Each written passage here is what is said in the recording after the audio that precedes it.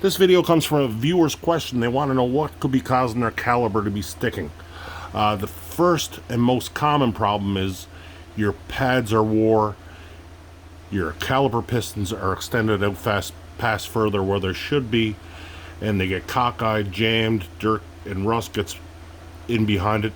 You can try to replace the pads, and if the caliper's still sticking, another thing you want to look at is flex hoses like this one here. Oftentimes they get rusty and they will actually physically crimp the line and keep fluid in the caliper. It won't let the fluid travel back to your master cylinder the way it normally should be. That's a second thing that you should look at. So you might end up either replacing your caliper or your flex hose. That would be the two most common areas that I would look at for a sticking caliper. Alright, any further questions, just follow up. Hope this helps you out.